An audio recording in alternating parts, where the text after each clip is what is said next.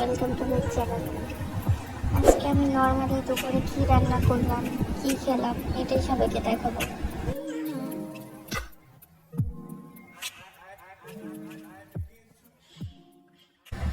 তো প্রথমে আমি রান্না করবো ঢেঁড়স ভাজি। এর জন্য আমি কড়াই তেল, পেঁয়াজ, কাঁচামরিচ দিয়ে ভেজে নিলাম। তারপর হলুদ আর সামান্য লবণ দিয়ে দিলাম। এখন যা দিব তা অনেকের কাছে ওয়েট লাগতে পারে, কারণ ঢেঁড়স ভাজির ভিতরে আমি দিয়েছি গরুর মাংস কুচি।